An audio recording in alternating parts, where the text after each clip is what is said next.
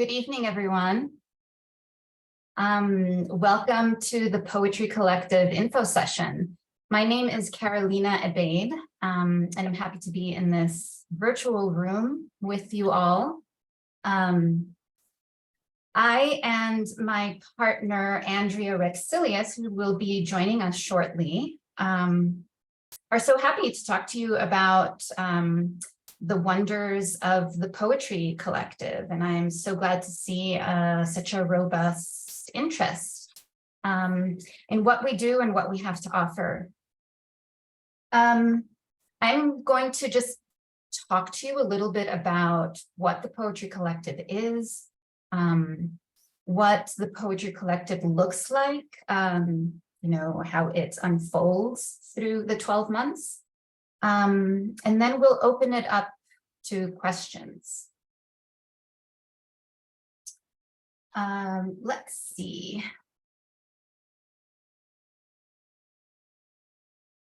I'm going to do this gallery view so that I'm not looking at a big picture of my own face and I can see more of you. And I recognize some of the people here, so welcome. So roughly what the Poetry Collective is, perhaps some of you are familiar with the book project.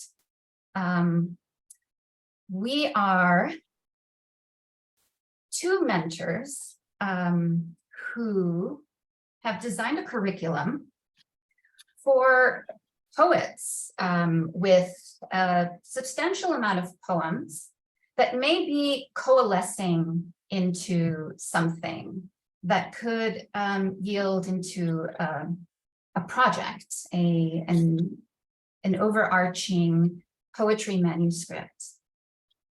And let's see, sorry. Lots of things happening in this meeting room. I want to say that the Poetry Collective is essentially a 12-month program in which you will bring in poems and we will work together to unfold and generate and organize your poems into something that becomes a substantial manuscript, which is something like, in terms of pages, something between 48 to about 80 pages of poetry. I'm just going to go ahead and share my screen, even though I don't see Andrea in the room.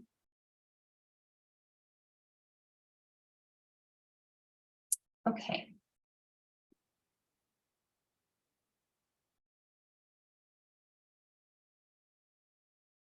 All right.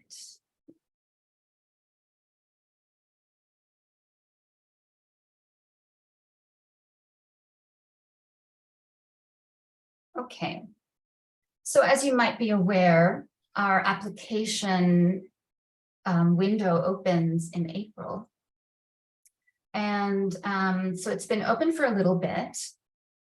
And with your applications, we tend to see people who already have about 30 pages of poetry. They may not be pages that are dedicated to a particular project already, but there are pages of poetry ready for the next step. And within the application, you'll apply with 10 poems, which would be up to 20 pages. Along with that, we ask you to submit a proposal or some kind of artist statement with your application. And that just means that you will, it gives you an opportunity to really look at the poems and see if there are any patterns or themes emerging. And a way to talk about the grouping of the poems as a whole, and foresee perhaps a direction that these poems will take within that group.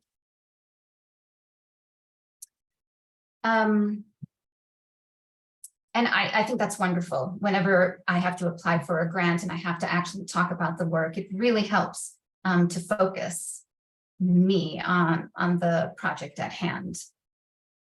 And like I said, you may not have a particular project in mind. Some people apply with something that's quite specific and seems to have already a kind of shape and anticipation, but you may not need that. That's exactly what the kind of work that we will produce together, and we'll figure that out together. And yes, that you may just have a kind of kernel of an idea that will actually, you'll be articulating throughout the whole of the curriculum. Tuition, to get that out of the way, is $3,000 and for the 12 months, and it could be broken down into monthly or even quarterly payments. We do have a partial tuition assistance, and that is the Kani Zam Poetry Fellowship, and that's awarded to one or more poets, and those who have already been accepted. And I think you would indicate that you'd be interested in this assistance when you apply. And there is a preference given to people over 60 years of age for this particular fellowship. The application deadline is June 20th, and our notifications go out in July. Now, we do accept a cohort of 12 poets. And the 12 poets will break into 2 different cohorts, and one would work with one of the mentors, and the second one would work with Andrea. Unfortunately, I have been working with the Poetry Collective for 3 years now, but I won't be in the next at least couple years. I won't be a mentor, but I'm happy to assist and talk to you today about the Poetry Collective. So the components of the Poetry Collective, we have mentor meetings, one-on-one meetings, and they tend to be for about an hour. We have day-long intensives, and I'll go into that in a little bit.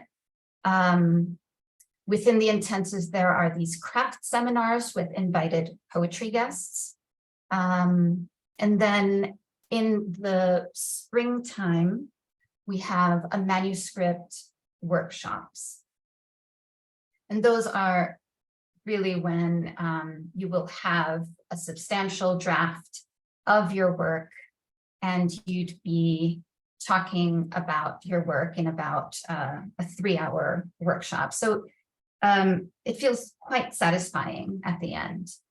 And then you give public readings throughout the year, the curricular year. Let's see. I need to exit a second so that I could move something that's obstructing my view here. Okay. So these one-on-one meetings, they last about an hour, and we have 3 of them. The first is to set up a kind of plan for the whole of the year. And in that meeting, we assign books that we think you should be reading. And these books that we assign are books that we decide not only together, but based on your manuscript, your application. So the book list that we decide upon in that plan really comes from a serious conversation, not only with each other, but with the poems themselves. And as I said, there are 3. So in the second one, we will be reviewing your progress, because in that initial meeting, we'll set up how many pages do you have to generate each month. You'll submit those pages into a folder where the other people in your cohort can read these poems, and you can be in that kind of friendly accountability to each other. We'll discuss your manuscript as we go along in these meetings. We'll discuss the drafting process. We'll assign you lots of prompts to get you in that continuation of generating poems.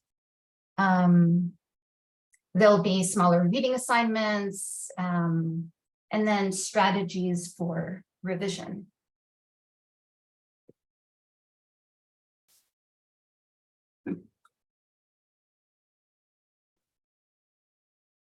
So these intensives, the intensives happen in the fall, and these are day-long meetings where we begin with a workshop, a morning workshop, which lasts about 3 hours. And in these morning meetings, we'll focus on aspects of what it is to generate a manuscript. So we begin with what we're calling studies in close reading. And what we're trying to do as a collective is to learn to read across a manuscript. I think perhaps a lot of you know and feel comfortable with what it is to read a poem closely, but then how do we zoom out and expand that view and read across a manuscript? There's an apocryphal quote often tied with Robert Frost that, within a book of 25 poems, the book itself, the manuscript itself, is the 26th poem. So how do we read the 26th poem? And so we focus on that in September. Then in October, we meet again and we'll discuss strategies for generating and revising. As well as in November, we will start building the manuscript, assembling the manuscript, thinking about order, thinking about whether the manuscript might want chapters or more seamless transitions. We'll talk about titles, intertitles, and the kind of architecture of the book. When I think about generation and revision, I often think of the manuscript being in the stage of a garden and not architecture. There's a quote that I like to use that is exactly that, gardening, not architecture. And that's coined by the musician Brian Eno. And then when we get to a later stage, then we start to think like an architect and think of a kind of overall structure. So as you can see, September, October, November, we will be meeting once a month, and those days tend to be Saturday, and it tends to be in the middle of the month. And you would know the dates well in advance. I'll get to the actual schedule in a bit. So this is the main bulk of the first half of the whole curriculum. And just to give you a brief overview, this may very well change with Andrea Rexilius and Susie Q, who are both going to be the navigators this ship. The way that it has been for the past couple of years, it will start at 9 and end at 7. I think that in the next couple of years, it might shorten a bit. But we start with our morning session where we do things like discuss readings, mini workshops. We'll do exercises and prompts and think about sequencing. Then we have breaks with catered lunches, which are usually really delicious and very relaxing, I find, the kinds of conversation that come out of there. And then we meet for craft seminars with an invited guest poet. And they will talk about anything. I think last year, some of the discussions were about ghosts and writing letters to ghosts. Sometimes it gets fanciful and quite engaging like that. But the craft seminar focus could range from thinking about titles and chapters, thinking about image and text, prose poetry. Sometimes we'll focus on the kind of granular line and line break and stanza formations. And sometimes we'll talk about something more thematic like documentary poetry. And then we tend to have an afternoon session where we talk about what it is to be a poet in the world. How to give a reading in public, how to give a reading on Zoom. It's surprising how well a discussion, a kind of salon discussion like that goes. It isn't easy, I think, to give a reading. Perhaps many of you do have the experience of what it is like to get up in front of people, but there's a surprising number of questions that we answer from our own experience. And we talk about publishing. We talk about what the literary journals are, how to write a cover letter, how and where to find the journals and the contests that they hold, and the benefits of finding and applying to residencies for writing.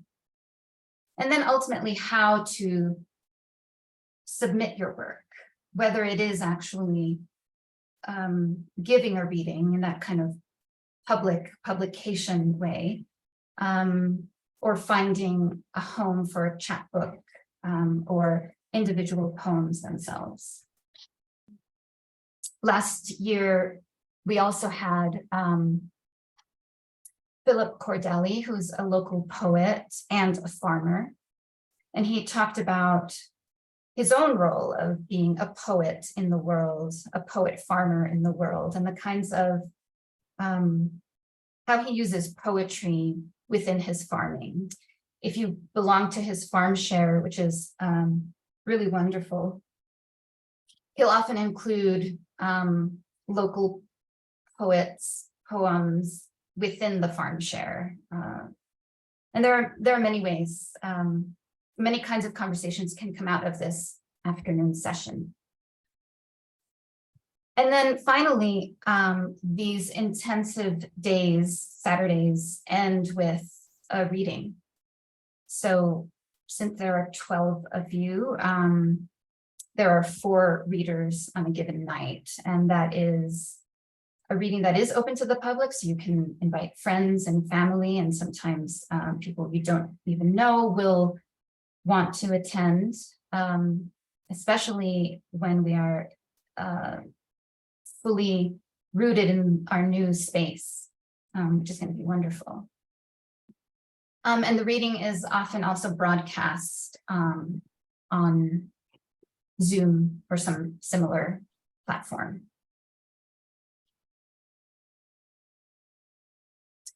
So that's our fall. And then when we turn the year over and we're in our winter spring, we host 3 workshops, 3-hour, God, the math in this, 3-hour workshops, and we discuss 2 manuscripts in each. So the workshops happen February, March, and April. And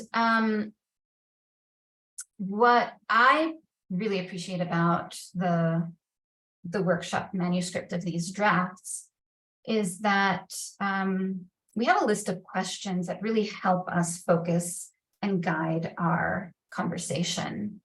So, and you might already anticipate these kinds of questions. What are central themes in the manuscript? How would you describe the author's formal style? What of the ordering of the poems? What of the framing of the book? How do the titles work? What are some of the repeating images? What are some of the themes that we could detect and articulate? And from us, you get lots of marginal feedback, literally writing in the margins. And then we have, of course, our third discussion or third one-on-one meeting, which for me tends to go more than an hour, where we talk about the draft and what steps to take next. Okay, I've said a lot. This is really fun. You do get to read at LitFest. We have about an hour dedicated to the Poetry Collective, and lots of people show up.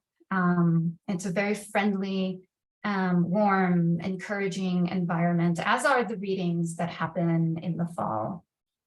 But this one's just more robust because it's LitFest. And that tends to happen at the start of June.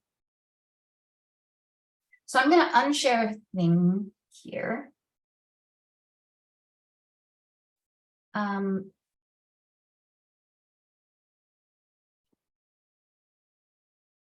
And because I talk into the void, I don't know if you've been following me. So really now is the time to ask questions, because I'm sure I've glossed over some probably very basic, important things.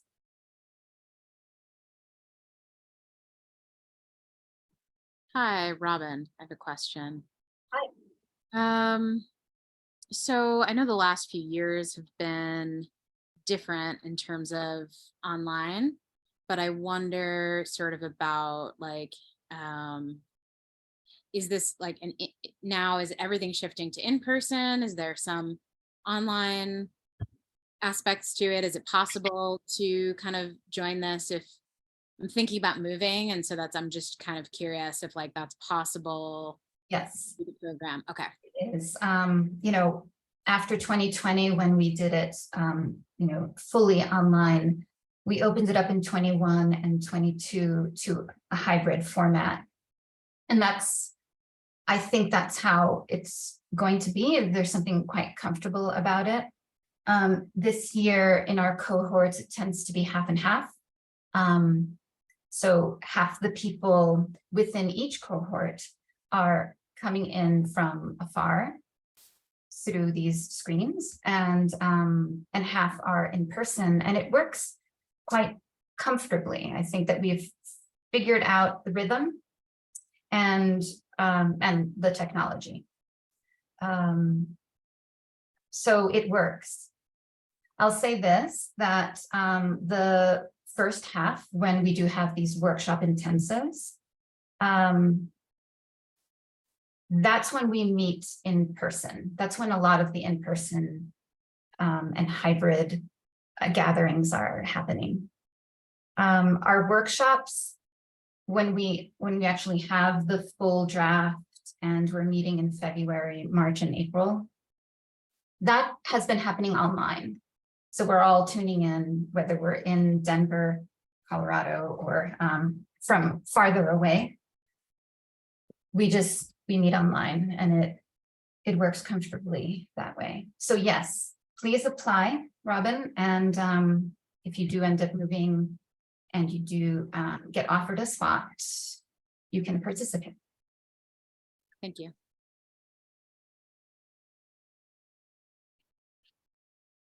Hi, Carolina. My name's Ariane. I would be coming in from Canada, and I think that might be a little too much to come in 3 times just for one day. So I'm not quite sure about that. That's true. I mean, I can see that. We've had people who who are primarily participating from afar, and who've come in for one of the sessions. And I think that they've found that pretty fulfilling to meet the people that they've been, getting to know on the screen.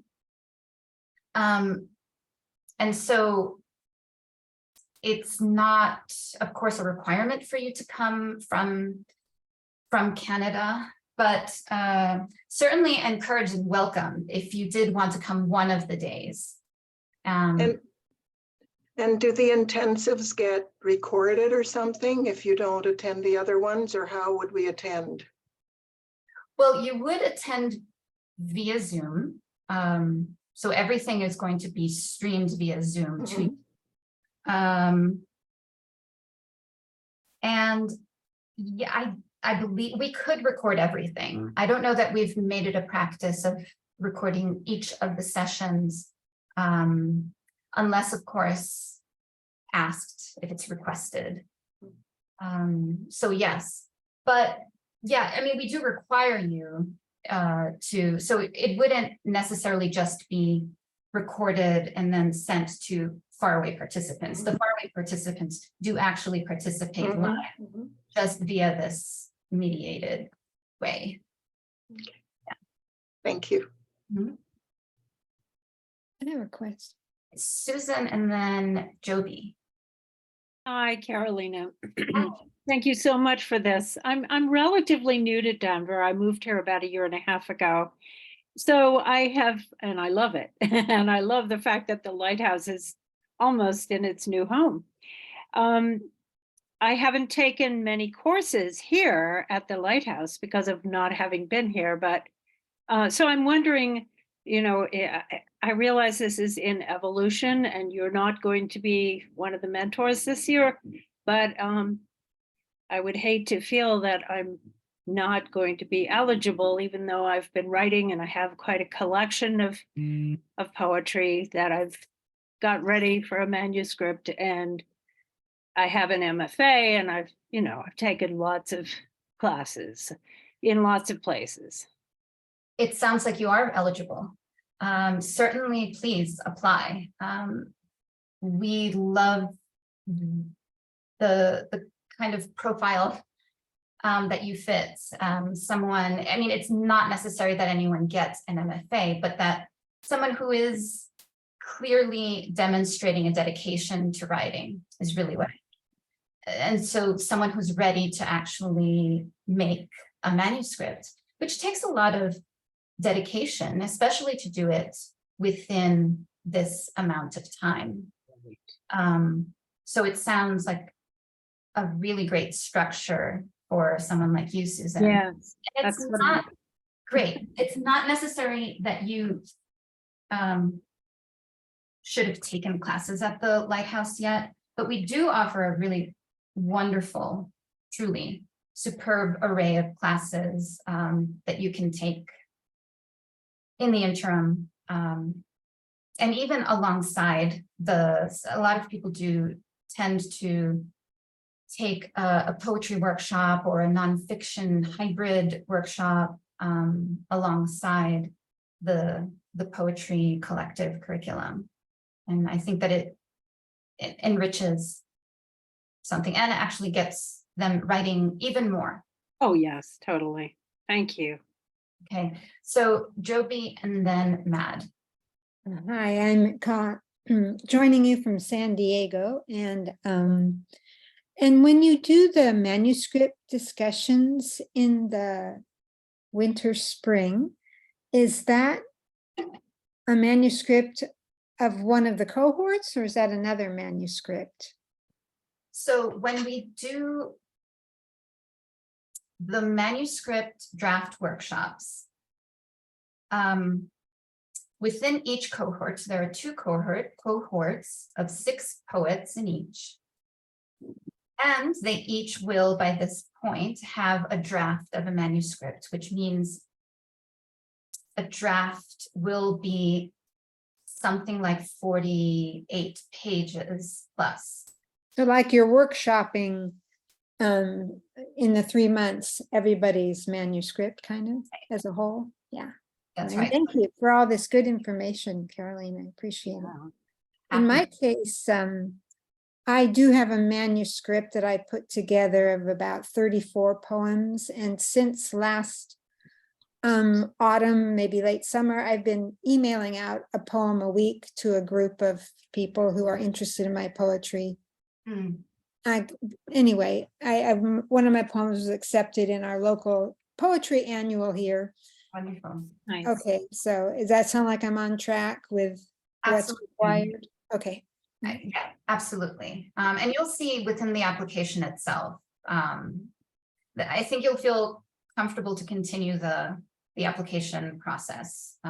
You'll just have to talk about the work, look at those 36 poems, see, you know, if you could articulate something about it.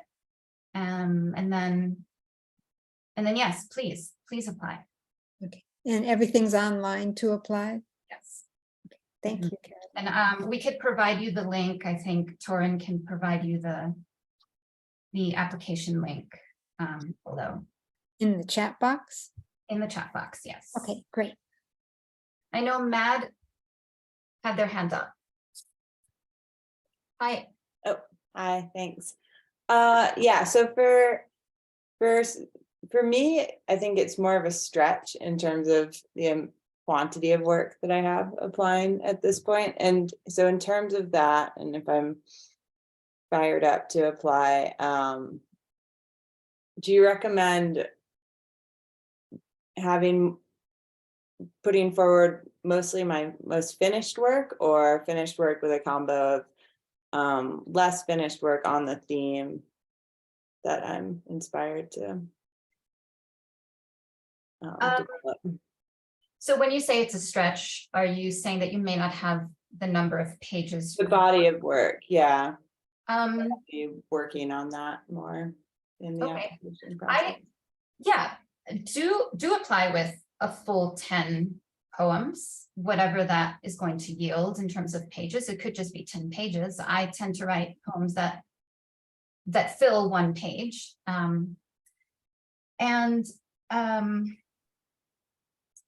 In terms of the selecting which poems to put forward, I would say put forward the poems that you feel most confident about. Sometimes they tend to be the most recent ones. Sometimes they tend to be older ones that have already been published or have received some kind of validation somewhere. Yeah. And then when you're answering the question, the statement about, asking you to speak about the work, you might decide to change something within the manuscript. But that's my short answer. Put forward what you find most confident. They don't necessarily have to feel coherent or cohesive or follow a particular pattern. You could tell us what the pattern is, and I think that we're going to see what you say. Okay, great. Thank you. Okay, so Ginger is next, then Dawn. Carolina, I'm wondering, so I have 2 questions. I'm wondering if you know how many applications the program typically receives every year. And I'm also wondering, do we get to work with both mentors, or are we assigned one? You are assigned one. We say assigned. The way that happens is my partner last year, HR Hegnauer, we didn't necessarily fight, but we would claim sometimes if someone is working with a kind of hybrid text or is working with maybe some kind of family history, I tend to be really interested, and I think maybe I could be of help. So, I mean, there are a lot of backroom discussions like that. So, so that's how that happens. And to your first question, which was how many? You know, I never remember this, and it does change from year to year. And I don't know if this is something Torin can answer in the chat, perhaps, because I think he has a better maybe idea of how many people. I want to say, and I don't know if I'm far off, somewhere between 50 and 100. But I could be exaggerating those numbers. Great, thank you. Dawn, and then I don't know, Jessica, did you have Lockett? I don't know if you had your hand up, but Oh, no. sorry, I'm just kind of writing notes, so no, I'm fine for right now. That's cool. Yeah, if you did have a question, please, you can ask it. But I do Hey, see Dawn. Carolina. I Torn had- here. I just wanted to mention real quick that Andrea Rexilius is here and is available to help answer questions as well. Okay, great. Thank you so much, Torin. Welcome, Andrea. Hi, everyone. So I know I missed the beginning, but I taught in the Poetry Collective from 2017 to 2020, and then I took a break, and Carolina did the last couple of years, and I'm coming back starting this fall with Susie Q. Smith. So she and I will be the two people that are looking at the applications. And Torin just noted, we typically see 40 to 60 applications per year. So that's the range. all right, thank you. Well, I know Dawn is going to ask a question. I have two. Mhm. I'm looking at a body of poems that are pretty chronological. My first 10 poems in the sequence may not be my best or fully developed poems. So do I say that it might become a chronological group of poems, but the poems aren't, there are gaps right now?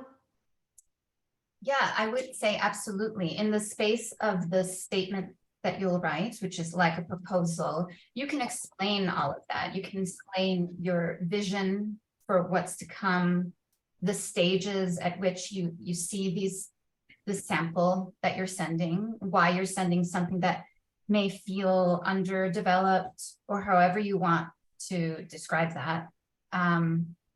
Because it sounds like there is a reason for it.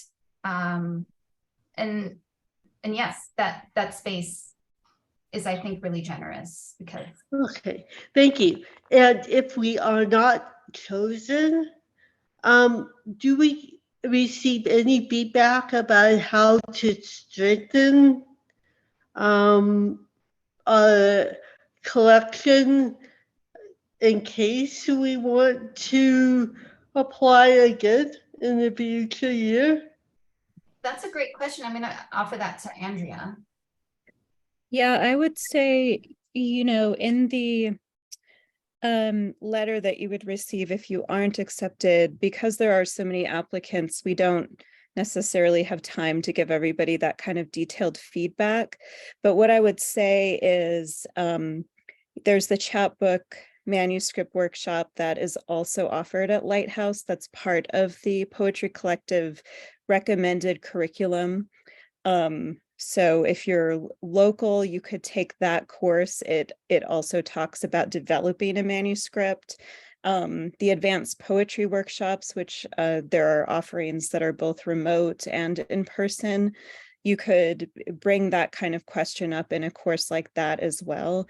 So that would be my recommendation, is just take a look at some of the other course offerings that are particularly emphasizing either manuscript development or a more advanced course where you'd potentially be turning in a larger workshop submission, and then I would pose that question to the workshop leader.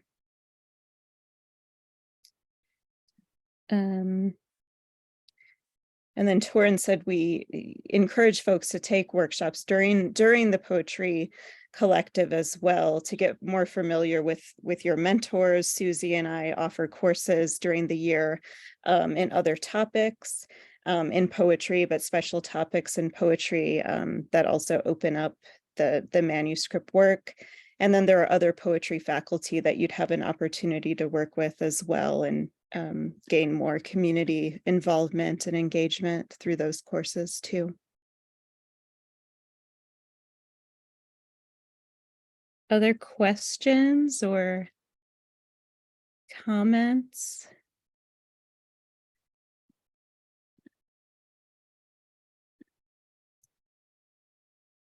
I have a comment or a question.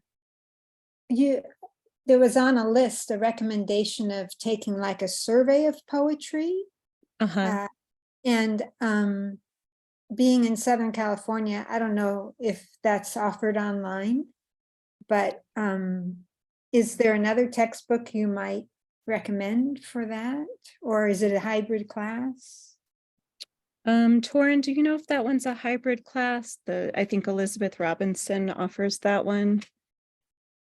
So it depends on the session. Elizabeth Robinson exclusively teaches virtually these days. But we have different faculty will do different sort of what we call reading as a writer courses that will focus on a particular poet or particular book. So it kind of just depends on the session, what faculty have proposed and what we've decided to go with. So each session will be different, but there'll always be a mix of in-person and virtual classes.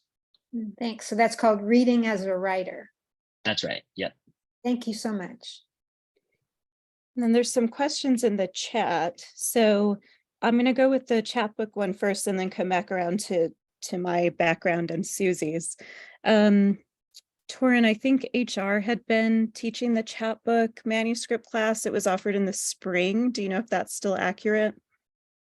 Yeah, I think she last taught it this spring, and the courses haven't been selected for late summer session yet because we're in the thick of Lit Fest currently. Okay, yeah, so look for that in the spring. It's an 8-week class typically.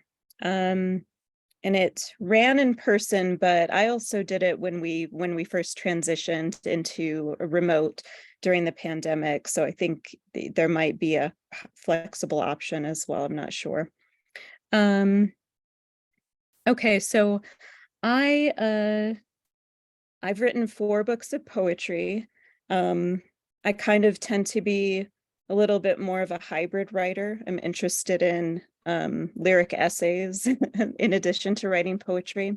So I sometimes write in a kind of prose style, like a lyric prose poem, if that makes sense. It's the combination of those two traditions.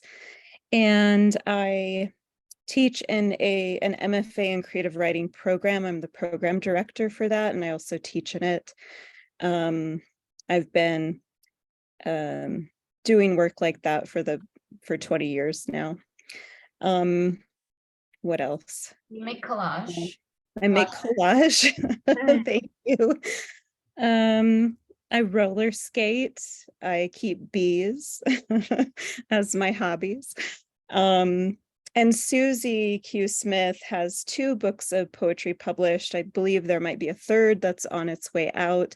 She is very active in the community. She does quite a lot with Lighthouse. She also works with the Word for Diversity and helps run their Margins conference that happens in the summer. It's primarily well, margins, and the word for diversity is focusing on more marginalized writers.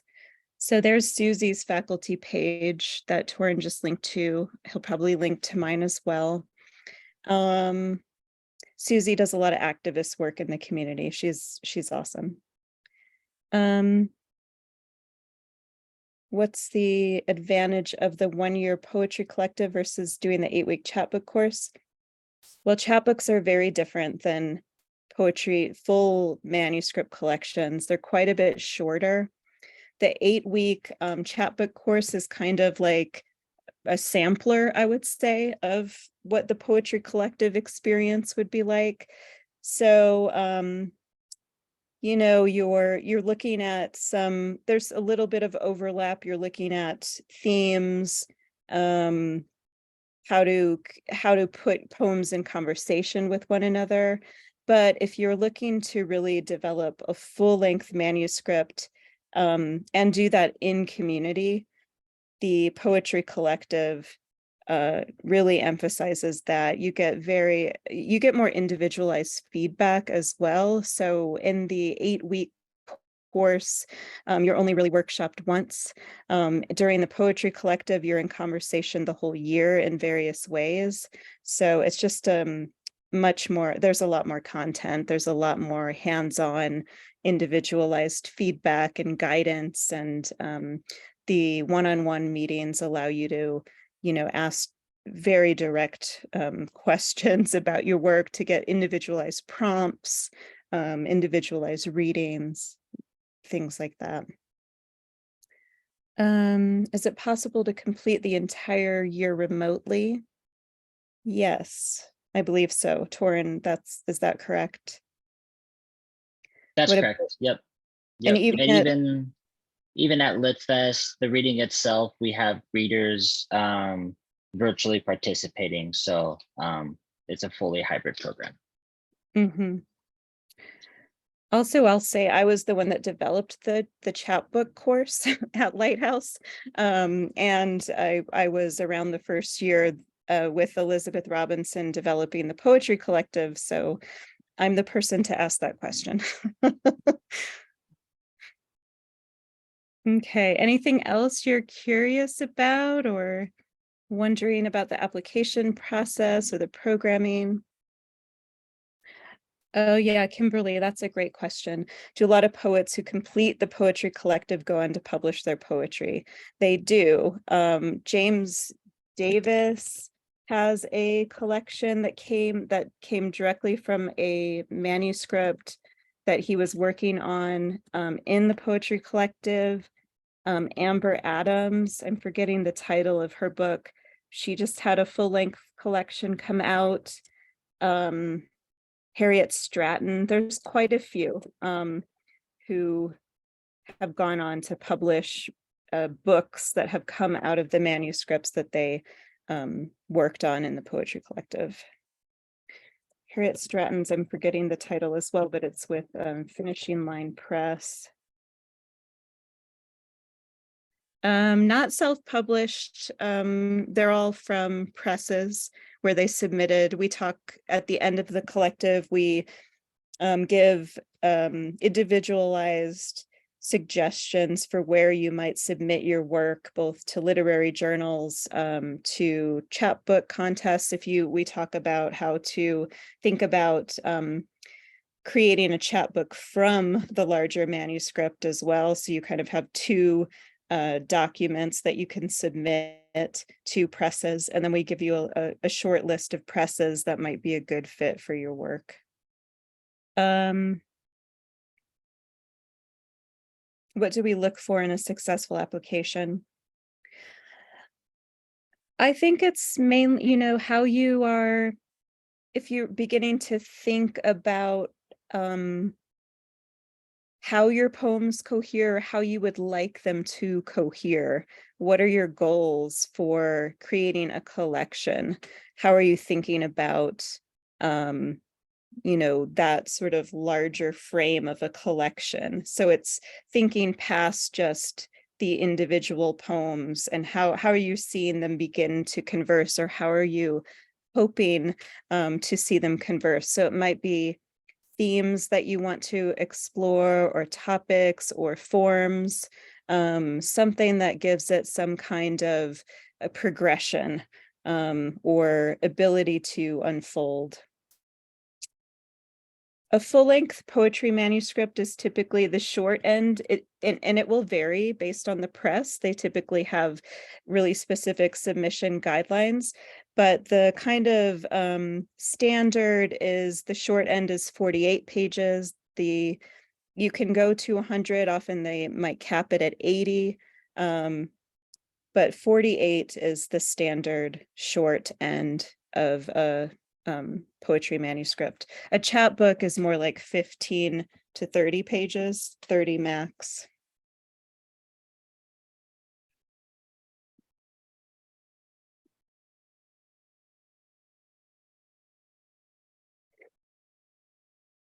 So you call it a manuscript, and what's the difference between a manuscript and like a collection of poems? There's not a difference. It's just the Okay. terminology. Yeah. So it can be, I'm calling it a manuscript because I guess I think about a manuscript as the thing you create before you submit it to become a published book, but it's a collection of poems. That's what the manuscript would be. You might also have a manuscript that's a novel, so it's in the genre of poetry. The manuscript is a collection of poems. Oh, thank you. Jessica, I see your hand up. Hi. Hi. Nice to meet everyone. I just moved to Colorado myself. I'm a few months in, but I guess I'm in a weird intersection with my poetry journal right now. I'm contemplating pursuing an MFA, and with the poetry collective, I know that the purpose or the vision is for the full collection of poetry or a manuscript, developing that. But do you ever have participants who maybe go